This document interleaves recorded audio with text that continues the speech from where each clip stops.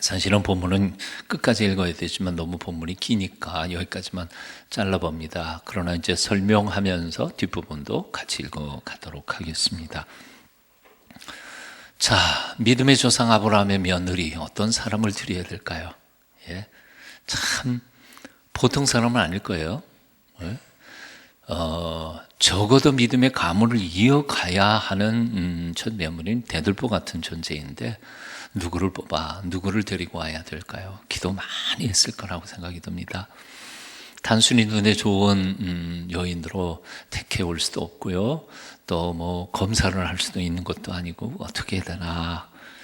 자, 엘리에셀은 간절히 기도하죠. 우리 주인에게 은혜를 베푸셔서 순전하게 잘 며느리감을 만나게 해주십시오 하고 기도했더니 기도가 딱 응답돼서 리브가라고 하는 흠없는 신부를 이제 만나게 됩니다. 결국 오늘의 말씀을 이렇게 뒤집어서 표현하면 아브라함, 믿음의 조상 아브라함의 가문 같은 그 좋은 집안이 시집가는 비결, 잘 감동을 안 받으시나요? 이미 갓버린 사람들은 어쩔 수 없는 거니까요. 그렇게 해석할 수도 있지만 또 다른 말로 하면 그럼 뭐 이미 시집간 사람들이나 남자 같은 사람들은 시집갈 리가 없으니까 뭐 해당 뭔가 아니요, 그렇지는 않습니다. 성경 속에 보면 구약에도 하나님께서 당신의 백성의 영적 남편이라고 말씀하시잖아요. 비유가 많이 나오지 않아요? 즉 하나님의 백성은 남편 대신 여호와 하나님의 신부가 되는 것이죠. 성경 구절로 굉장히 많이 등장합니다. 이사야 54장 5절에 보면 너를 지으신 자 만군의 여호와는 내 남편이시라. 뭐라고요? 하나님이 우리 남편이라는 거죠. 하나님이 우리 남편이에요.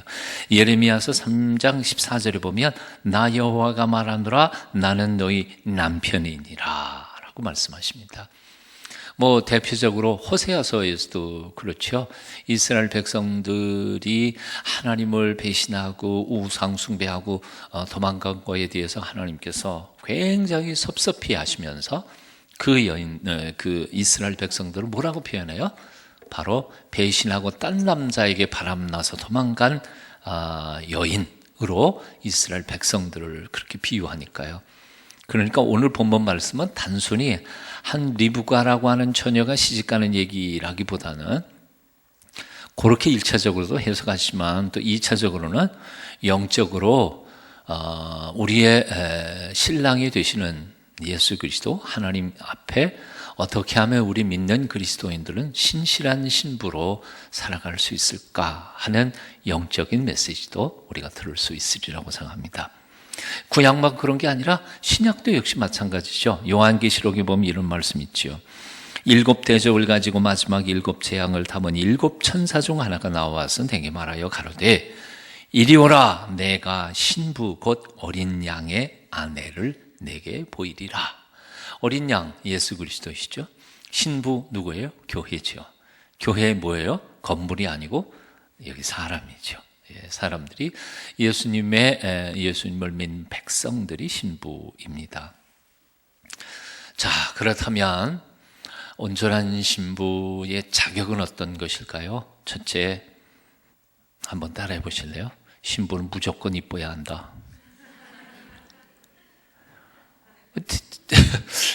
제가 틀리게 얘기한 게 아닌데 안 따라하는 것 같으네요. 신부는 무조건 예뻐야 한다. 참 자신의 미모에 자신이 없는 사람은 대답을 못하는 것 같아요. 오늘 16절 같이 한번 읽어보실게요. 16절 함께 읽습니다. 시작. 그 소녀는 보기에 심히 아리답고 지금까지 남자와 가까이 하지 아니한 처녀더라. 여기까지만요. 뭐라고요? 심히 아름다웠어요. 이뻐야 합니다. 아브라함의 아내 사라도 이뻤죠. 안 그래요? 얼마나 이뻤으면 60이 넘어간 할머니한테 찝쩍거린 남자가 둘이나 됐었어요. 창세기 12장 후반부에 보면 애굽에 내려가니까 애굽 왕 바로가 저 여자 누구냐? 아브라함이 뭐라 그랬어요? 누이 동생이라. 그러니까 데려와라. 와, 60이 넘어간 할머니가 뭐 그렇게 이쁘다고. 그랬다가 이제 하나님이 막으셨으니까 다행으로. 근데 그것만이 아니었잖아요. 또 창세기 20장에 보면 그랄 왕도 반했잖아요. 또 묻습니다. 그 정도면 정말 이쁜 거죠. 예, 신부는 이뻐야죠. 그래야 신랑이 행복하니까.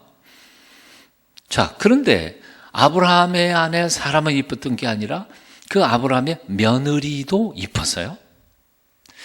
그런데 조금 읽어가다가 보면 손주 며느리도 이뻤어요. 손주 며느리 누구예요? 아유, 족보 따지면 그냥 정신이 하나도 없어서 생각을 못하네요. 첫째 아브라함, 그 다음에 아들이 누구죠? 이삭, 그 다음에요 야곱. 야곱의 아내도 이뻤다고요. 물론 레아, 첫째 아내는 조금 눈빛이 좀 약했다. 그런 거 보니까 눈이 좀 안 이뻤나 봐요. 근데 여하튼 라헬은 이뻤단 말이죠. 굉장히 이뻤다고 성경 나와요. 그러니까 사실 아브라함의 가문은 다 이뻤어요. 저 요셉의 아내가 어떤지는 잘 모르겠어요. 성경에 안 나와 있으니까. 자, 그렇다면 그 아름다움이란 정말 어떤 아름다움을 얘기했을까 하는 거예요. 예? 물론 외적인 아름다움, 외모의 아름다움도 물론 아름다움이라고 말할 수 있으리라고 생각합니다. 하지만 생물학적으로 10대 이팔청춘, 그러니까 16살이잖아요.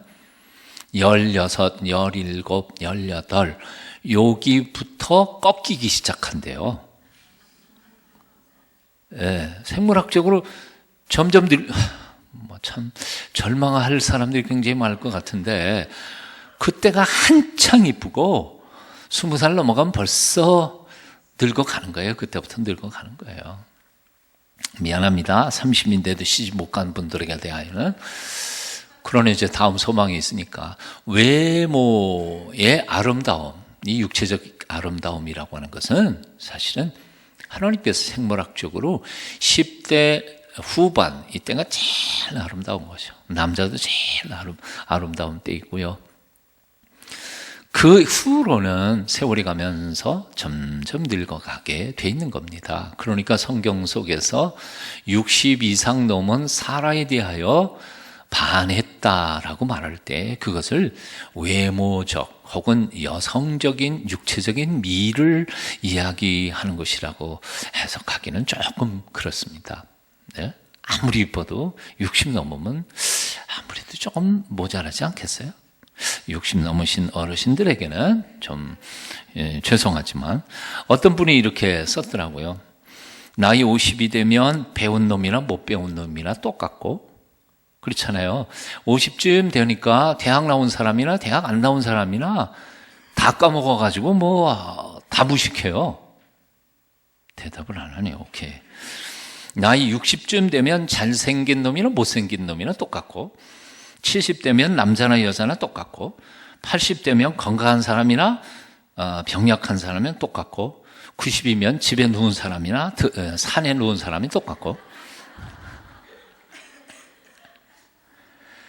이 얘기는 전부 다 무슨 얘기냐 하면 육체적인 힘이나 미모 이런 것은 사실 세월 지나가면 다 아무것도 아니라는 거예요. 그런 미모에는 별로 그렇게 중요한 걸 두고 있는 건 아니에요. 정말 아름다움, 진정한 신부의 아름다움이란 뭐냐 하면 내면적 아름다움이죠. 속에서부터 이렇게 풍기는 냄새입니다. 향기죠. 인격의 향기, 사람의 향기. 생긴 거는 별로 그렇게 못생긴 것 같은데 앉아서 그냥 얘기하면 편하고, 그리고 조금 더 앉아있고 싶고, 그런 사람들이 있잖아요. 안 그래요? 예? 잘 경험을 못 해보셨어요? 근데 잘 생겼는데 앉으면 좀 불편한 사람이 있고요. 외적으로는 정말 아름다운데 얘기 서너 마디 나누다가 보면 좀 실망하는 사람이 있을 수 있지 않아요? 이런 얘기를 하려니까 참 그냥 여러분이 느끼세요. 무슨 얘기인지. 백치미라는 말도 나온 이유가 거기 있다고 생각해요. 외모는 굉장히 남성을 이렇게 유혹할 수 있는 굉장히 아름다움인데 실제로 머릿속에는 별로 든 게 없는 거. 인품이나 이런 것도 별로 냄새나 이런 것들이 별로 좋지 않은 이런 것들을 가리키는 것이죠. 예전에 참 재미있는 표현들이 있었어요. 바람둥이, 남자 바람둥이가 이쁜 여자하고 결혼할까요? 정답을 얘기하려니까 참 그러네요. 바람둥이들이 그런데요. 연애는 이쁜 여자하고 하고 결혼은 누구하고 하고요? 마음씨 고운 여자하고. 예, 참 나쁜 놈들이에요. 이쁜 여자는 술집에 가면 많이 있다는 거예요. 이쁜 여자하고 결혼하면 삶이 굉장히 힘들고 어렵다는 거예요. 네? 그러니까 마음씨 고운 여자하고 한평생 사는 게 그게 가정의 행복인 거지 이쁜 여자하고 산다고 행복해지는 건 아니라는 거죠. 남자들이 조금 머리가 나빠서 그래도 이쁜 여자를 자꾸 구하는데 그 하커와 발음 참 그러네요. 켈트너라고 하는 교수가 있는데요. 1958년에서 1960년대에 캘리포니아에 있는 밀 칼리지라고 하는 여학교 졸업생들 141명을 조사를 했어요.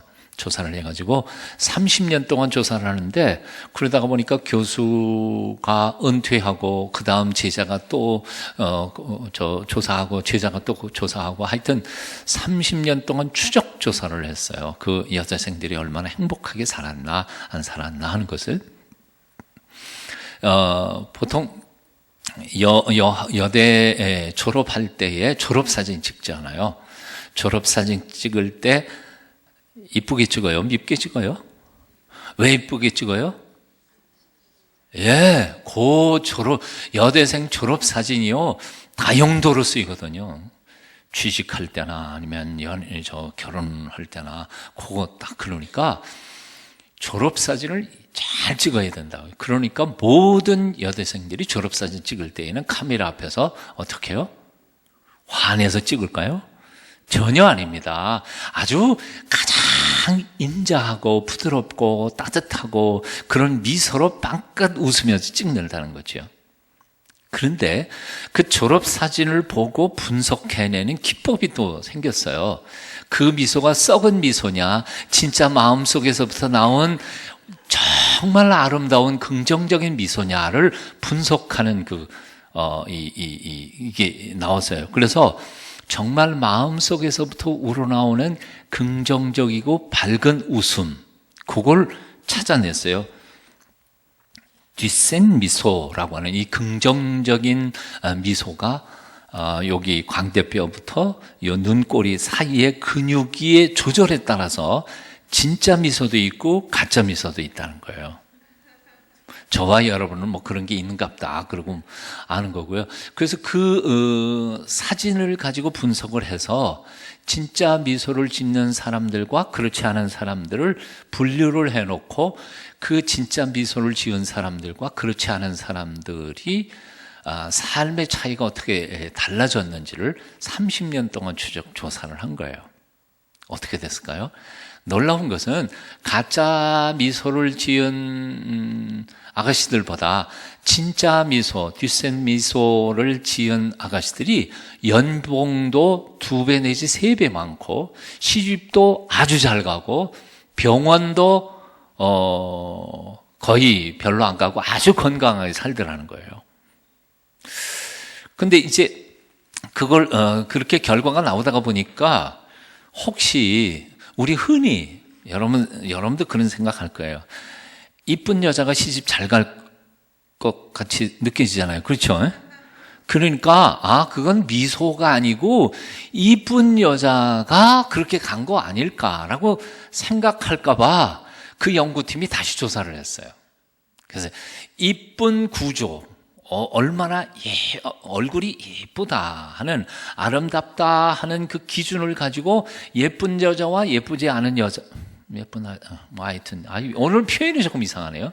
그렇지 않은 여자를 구분해가지고 조사를 했더니 통계는 하나도 달라지는 게 없어요.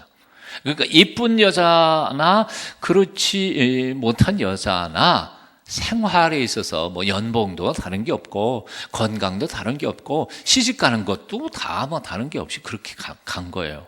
통계가. 그런데 이 미소는 차이가 2배 내지 3배 연봉이 높아지거나 결혼을 아주 잘하거나 병원에 들락거리는 횟수조차도 절반 이상 떨어지고 건강하게 살더라는 거죠.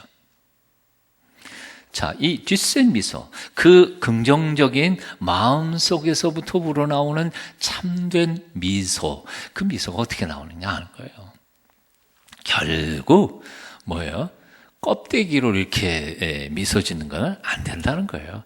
마음속이 긍정적이면 얼굴이 긍정적인 미소가 그 근육이 자동으로 만들어진다는 것이죠. 자, 여기는 이겁니다. 결국 외모가 문제가 아닙니다. 마음 쓰는 게 문제입니다. 내 마음이 긍정적이고 사랑을 생각하면 얼굴은 사랑으로 꼽히게 되어 있는 거죠. 내 마음이 조금 뭐 그렇게 딴 사람들처럼 내 얼굴이 그렇게 뭐 이쁜 얼굴은 아닐지라도 마음속에서 사람들을 사랑하는 마음, 섬기는 마음, 기다려주는 마음, 여유 있는 마음, 모든 것을 긍정적으로 생각하는 마음을 품고 살아가는 사람들은 그런 미소를 짓게 돼 있다는 겁니다. 자, 이제 신부의 첫 번째 조건 뭐라고요? 무조건 이뻐야 돼요? 근데 그 이쁜 것은 얼굴이 예쁨, 이 피부 색깔, 이 껍데기의 아름다움을 얘기하는 게 아니라 마음의 아름다움이라는 거예요. 마음의 아름다움은 자동적으로 얼굴에 나타나게 되어 있고 그것은 얼굴의 구조나 색깔이 아니고 여기서 나오는 풍기는 이게 뭐 거의 거시기, 향기, 내뱉는 향기, 삶, 분위기. 나는 우리 동순교회 성도님들이 다 그런 분들이 되셨으면 좋겠습니다. 시집 안 간 처녀들은 그런 얼굴로 좋은 남자들을 만나시기를 축원하고, 시집 이미 간 여성 동지들은 그런 얼굴로 남편에게 사랑 듬뿍이 받으시고, 또 남자들은 그런 마음의 아름다움을 통하여 신랑 되신 예수 그리스도께 사랑 많이 받으시는 한평생으로 살아가게 되시기를 축원합니다. 오늘 본문에도 쭉 읽어가다가 보면 심히 아름다웠다라고 하는 말 뒤에 뭐가 되어 있냐면 남자를 만나지 않았다, 즉 순결을 지켰다, 그렇게 표현하고 있지요. 사실 신부의 가장 첫 번째 조건이 뭐예요? 순결이 아니겠어요? 예? 어떤 신랑이 서너 번씩 이혼한 아가씨와 아가씨한테 장가가고 싶은 사람이 있겠어요? 결국 자기는 망나니 짓을 하더라도 결혼할 때 처녀 아가씨하고 결혼하고 싶어하는 게 이 못된 신부죠. 예?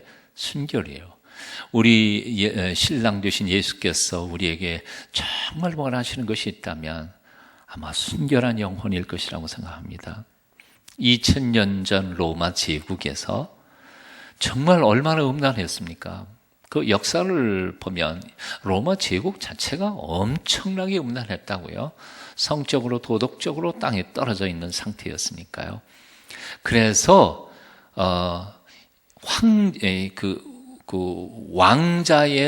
왕자 비, 왕자가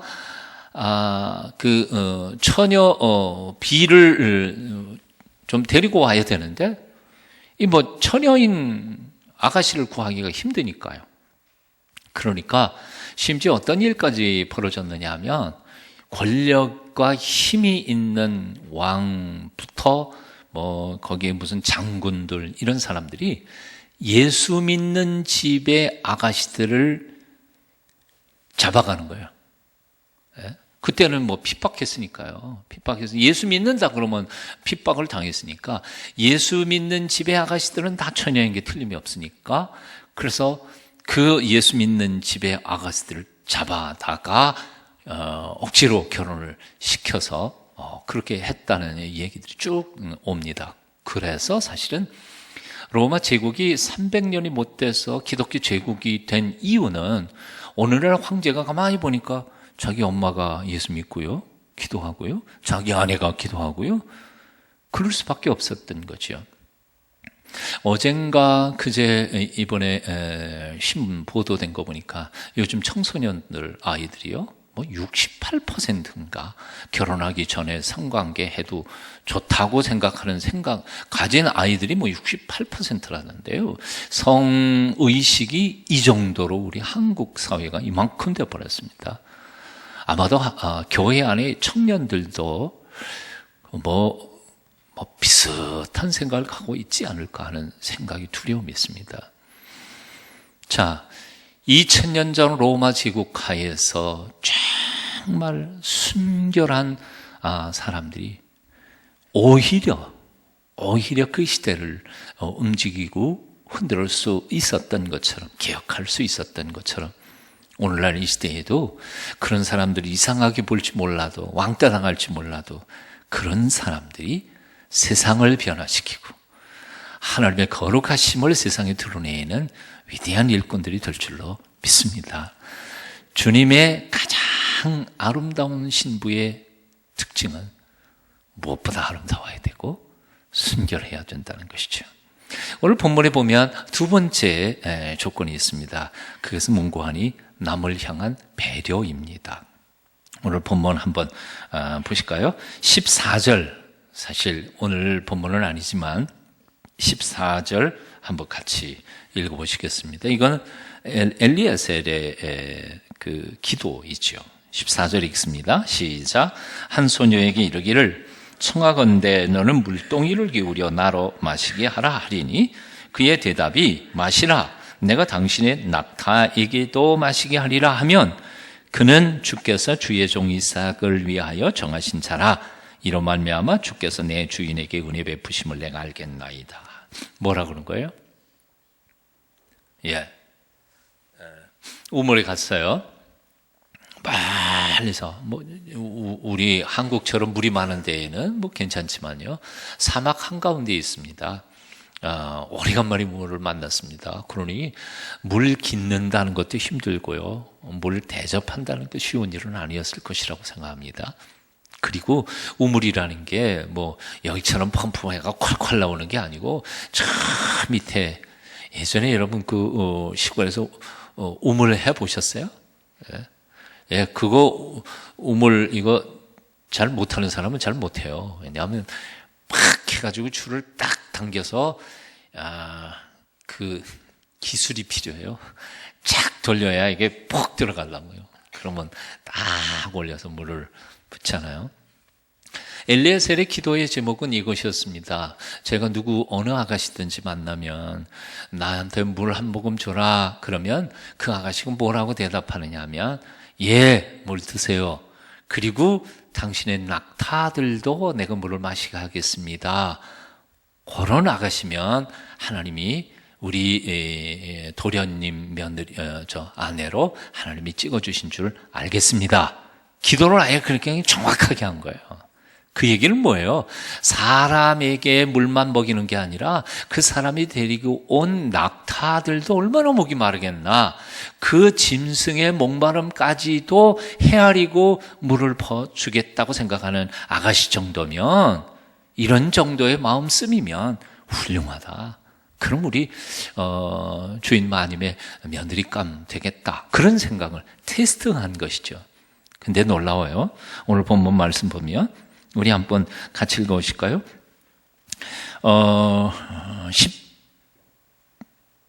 18절, 19절 같이 읽습니다. 18절부터 20절까지 시작. 그가 이르되 내 주여 마시소서 하며 급히 그 물동이를 손에 내려 마시게 하고 마시게 하기를 다하고 이르되 당신의 낙타를 위하여서도 물을 길어 그것들도 배불리 마시게 하리이다 하고 급히 물동이의 물을 구유에 붓고 다시 기르려고 우물로 달려가서 모든 낙타를 위하여 깃는지라. 여기 급히라는 말이 2번 반복되잖아요. 그 더운데 물 깃는 거 얼마나 힘들겠어요. 근데 달려가요. 달려가가지고 또 하고, 얼마나 이 따뜻한 마음씨입니까? 결국 하나님께서 어떤 사람을 들어 쓰실까요? 이걸 가리켜서 배려라고 말합니다. 오늘날 이 시대의 한국 사회에 가장 부족한 것 중에 한 가지가 뭐냐 하면 배려라는 겁니다. 남 생각을 별로 안 해요. 자동차 운전을 해도 지 맘대로 하고요. 예. 또 지하철을 타건 버스를 타건 남 생각을 별로 안 해요. 막 자기애만 소중한 줄 알고 애가 그냥 뭐 함부로 굴어도 말리지도 않고 교육도 안 하고 그렇습니다. 참 이런 사회가 결코 건강하고 아름다운 세상은 아니라고 생각해요. 성경에서 우리에게 가르쳐주고 있는 메시지는 반복해서 말하는 거 있지 않아요? 누가복음 마태복음 7장 12절 그러므로 누구든지 무엇이든지 남에게 대접을 받고자 하는 대로 너희도 남을 대접하라. 이것이 율법이요 선지자니라. 율법이요 선지자 이게 뭐예요? 성경 전체의 요약이라는 거죠. 남을 배려할 줄 모르는 사람은 신앙인도 아니다 하는 거예요. 우린 이걸 핵심에 딱 잡아야 돼요. 누가복음 6장 31절에 남에게 대접을 받고자 하는 대로 너희도 남을 대접하라. 로마서 12장 13절 성도들의 쓸 것을 공급하며 선대접하기를 힘쓰라. 잠언 12장 10절에 보니까 의로운 믿음의 사람은 육축의 생명을 돌아보나. 악인은 사람의 생명도 돌아보지 않는다는 거죠. 배려입니다. 하나님의 은혜를 받을 수 있는 사람, 하나님이 마음껏 들어서 기적을 행하는 사람 누구인고 하니 남을 향하여 배려할 줄 아는 사람입니다. 남에게 따뜻한 마음을 품고 그들을 섬기는 사람이 하나님께서 들어 쓰시는 사람입니다. 남은 생애 동안 참 우리는 남을 배려하면서 살아가는 하나님의 사람들이 되도록 노력해야 할 줄로 믿습니다. 그런데요, 쉽지 않더라고요, 보니까. 제가 운전할 때에는요, 그 길 건너가는 사람들이 야속해요. 그거 좀 빨리 가지. 신호는 이렇게 나왔거든요. 자동차 가는 신호는 있는데, 사람이 우선이라고, 자동차 니네, 뭐, 차만 타면 최고냐. 그리고, 천천히 어기적거리면서 가요.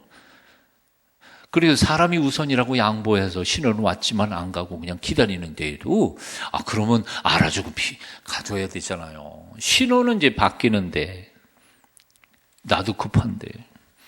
근데요 또 내가 걸을 때는 어때요?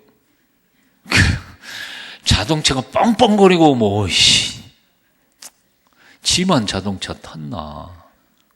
그러니까 우리는 거꾸로 놔야 될 것 같아요. 예? 차를 몰 때에는 걷는 사람 생각해보고 걸을 때에는 자동차 운전하는 사람을 생각해 본다면 우린 좀 더 따뜻한 세상을 살게 되지 않을까. 아멘이시죠? 남자는 여자를 좀 생각해보고 여자는 남자를 생각하고 남편은 아내를 좀 생각하고 아내는 남편을 좀 배려하고 부모님은 자식놈 생각 좀 하고 자식놈은 부모님 마음을 좀 헤아려 봤으면 좋겠다. 서로 배려하는 세상이 행복한 세상이라고 생각합니다. 마지막 세 번째 우리가 묵상해야 할 일이 있습니다. 그것은 뭔고 하니 이 집은 정말 다 믿음으로 모든 일을 결단하는 가정이라는 생각 듭니다. 자, 아브라함이 엘리에셀을 보냈습니다. 자기는 눈으로 보지도 않고 어느 시아버지가 며느리감 얼굴도 안 보고 결정을 할까요? 믿음이 대단한 거 아니에요? 자기 종을 보내면서 네가 선택했으면 오케이, 나는 그냥 며느리 삼는다. 그럴 만한 사람이 있으면 나와보라 그래. 나를 보지도 않고 당신이 점지해주면 난 그런 사위 그냥 무조건 사위 삼겠다. 그럴 수는 없을 것 같아. 그래도 한번 봐야지. 누군가. 그만큼 아브라함은 믿었어요. 엘리에셀이 얼마나 하나님 앞에 신실한 종인지를 알고 그에게 맡기면 하나님의 섭리가 이루어질 줄 믿었어요. 그래서 사실은 아브라함이 믿음으로 이 결혼을 추진하게 된 거죠. 심지어는 거기 고향 땅에 가서 그런 아가씨 못 만나거든. 그럼 이 땅 가나안 땅에서 고를까요? 그랬더니 안 골라도 된다. 그러면 그 땅에서 믿는 적당한 아가씨를 만나는데 안 오겠다 그러면 어떡할까요? 안 오겠다 그럼 너 안 해도 된다. 다 자유함을 줘요. 그러니까 그렇게 될 줄 아브라함은 아예 믿었어요. 두 번째로요, 엘리에셀이라고 하는 이 종의 믿음이 또 대단하지 않아요? 출발할 때부터 여호와 하나님 앞에 기도하고요, 그 도성 들어가면서 첫 번째 만난 아가씨가 바로 며느리였으니까 이거 얼마나 대단한 거예요. 기가 막히잖아요. 또 내가 물 한 모금 다오 그러면 낙타한테도 물 주겠다 그렇게 얘기하는 아가씨가 내 며느리인 줄 믿겠습니다. 그대로 되지 않아요. 참 믿음이 대단해요. 그런데 그것만이 아닙니다. 바로 50절 여러분, 오늘 읽지는 않았습니다만 오빠 라반의 말입니다. 이 아브라함의 종 엘리에셀의 말을 듣고는 50절 오라버니 라반이 뭐라고 말하는가 한번 보세요. 50절 한번 같이 읽어봅니다. 50절 시작. 라반과 부두엘이 대답하여 이르되 이 일이 여호와께로 말미암았으니 우리는 가보를 말할 수 없노라. 51절 리브가가 당신 앞에 있으니 데리고 가서 여호와의 명령대로 그를 당신의 주인의 아들의 아내가 되게 하라. 와, 이것도 쉬운 일이 아니에요. 예? 뭔 얘기예요? 지금 한 종의 엘리에셀이라고 하는 종이 와가지고 자초지종을 다 얘기했어요.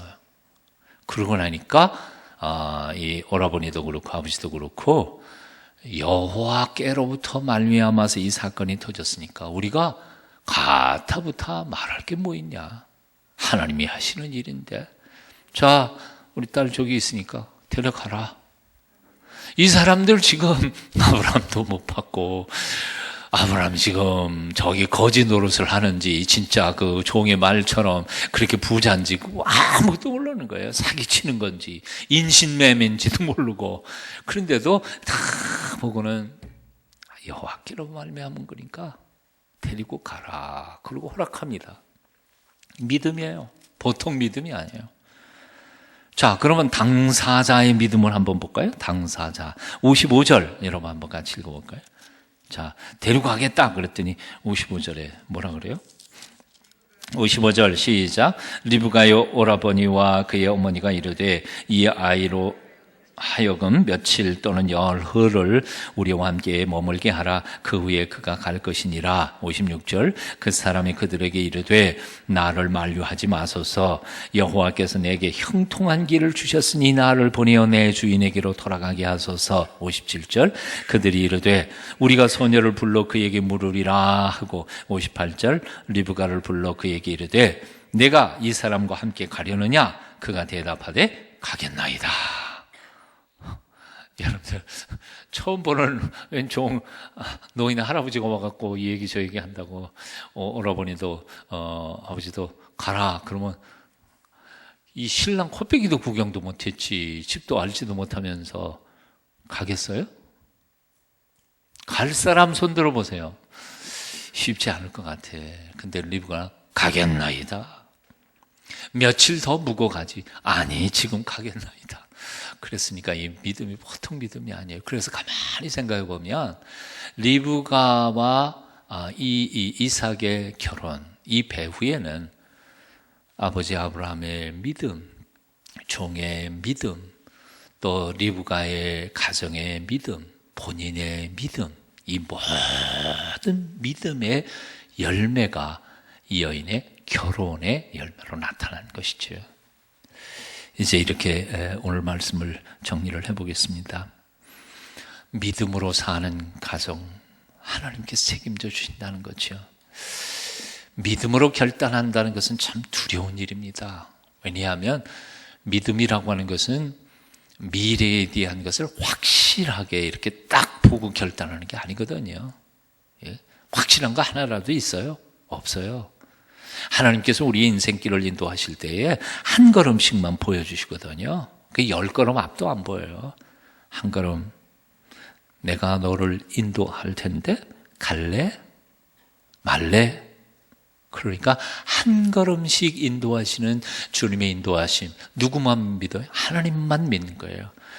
하나님의 계획, 그건 하나님의 신실하심에 맡겨놓고 내가 이제 주님의 명령대로 살아가면 어떻게 될지에 대해서는 하나도 몰라.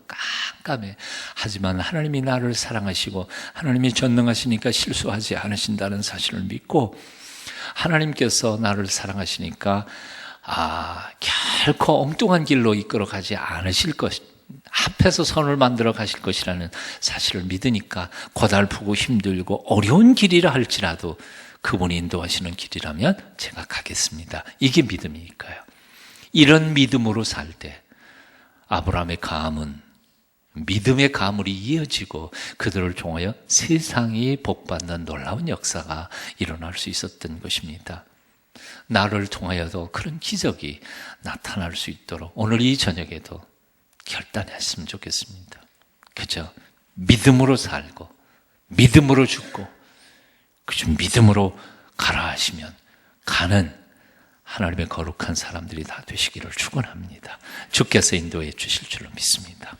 기도하겠습니다. 존귀하신 하나님을 찬송합니다. 오늘도 말씀 배웠습니다.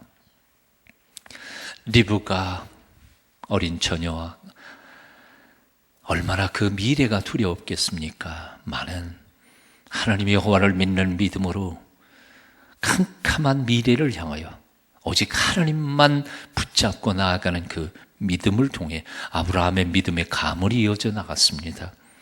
아버지 하나님, 오늘날도 우리의 앞날이 완벽하게 보이지 않지만 주께서 명하시는 대로 한 걸음 한 걸음 앞으로 나아가 하나님의 기적 같은 역사를 우리의 삶 속에 이루어내는 하나님의 사람들 다 되도록 은총을 베풀어 주시옵소서. 외모를 꾸미기보다는 속마음을 다듬고 영성을 가다듬어 하나님이 마음껏 쓰시는 일꾼들 되게 도와주시옵소서. 예수님의 이름으로 기도하옵나이다. 아멘.